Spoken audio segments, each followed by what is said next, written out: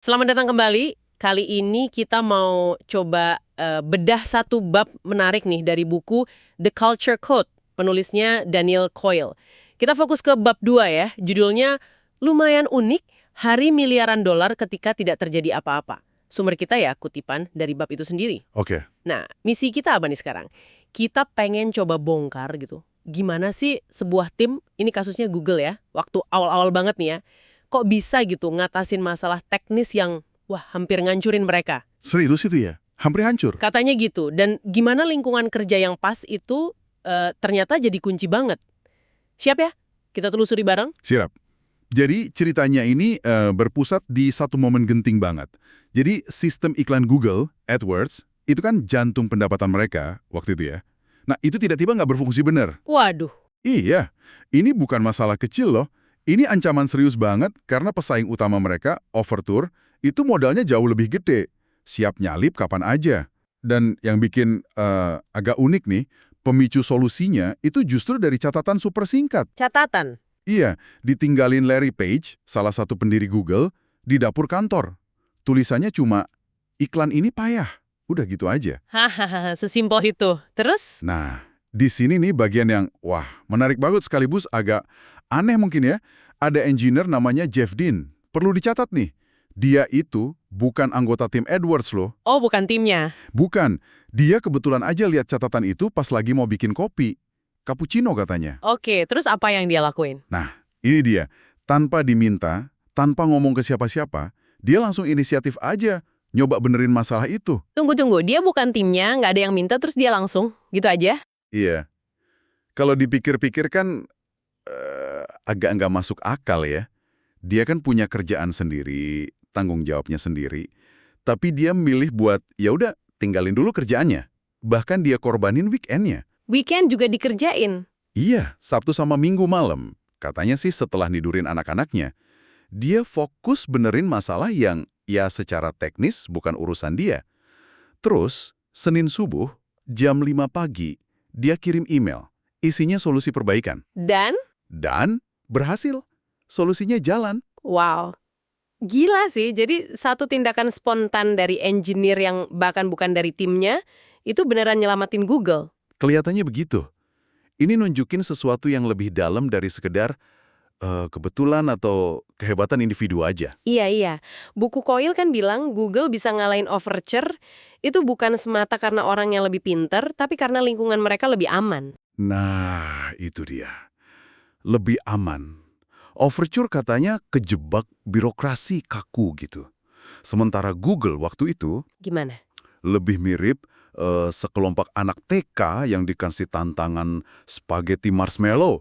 Tahu kan eksperimen itu? Yo, yang bikin menara itu ya? Iya, tim yang menang kan biasanya bukan yang paling banyak rencana atau rebutan status, tapi yang langsung coba-coba, kolaborasi, nggak takut salah.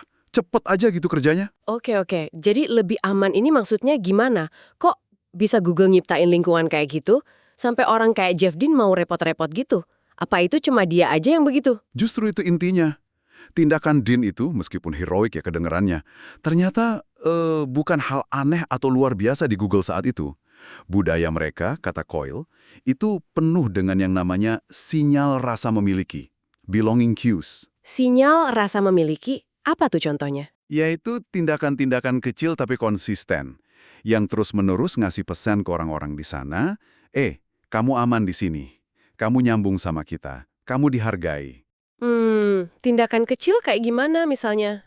Kalau di Google awal, itu misalnya ya kantornya kan kecil, sempit gitu. Itu malah bikin orang sering ketemu, ngobrol langsung. Interaksi tatap muka jadi intens. Terus budaya debat terbuka. Kadang sengit malah sering dipicu PJ sendiri. Itu juga sinyal kuat loh. Sinyal apa tuh? Sinyal identitas bareng, koneksi.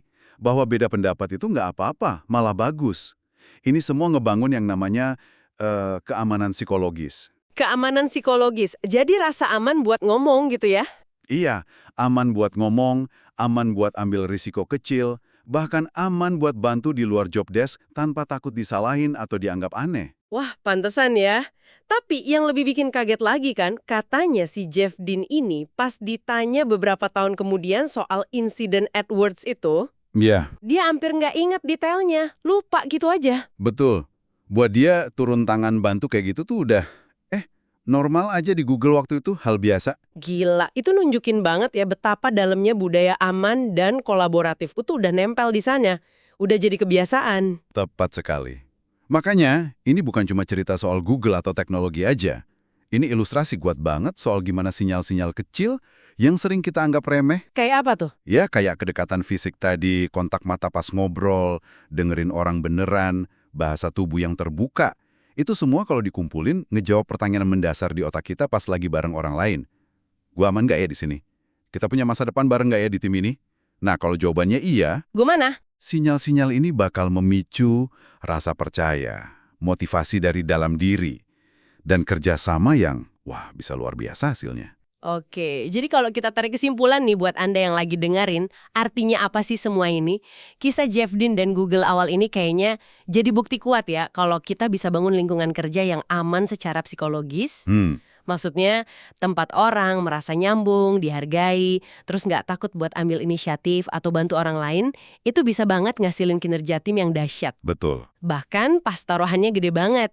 Jadi ini bukan cuma soal enak aja punya lingkungan gitu, tapi bisa jadi penentu sukses atau gagal ya. Bisa jadi. Dan ini mungkin ya, memunculkan satu pertanyaan penting buat direnungkan sama Anda. Gak usah mikir perubahan gede atau program aneh-aneh dulu deh. Coba pikirin aja. Satu sinyal kecil apa, sekecil apapun itu, yang bisa Anda kirim atau tunjukin hari ini. Hari ini ya? Iya, hari ini. Buat mulai bangun atau kuatin rasa aman dan nyambung di lingkungan Anda sendiri, bisa di tim kerja, komunitas, atau keluarga mungkin. Terus, coba bayangin, kira-kira apa yang bakal terjadi kalau tindakan-tindakan kecil kayak gitu jadi normal buat Anda dan orang sekitar. Kayak buat Jeff Dean waktu itu. Menarik. Sesuatu buat dipikirin ya. Iya, sebuah hal untuk direnungkan.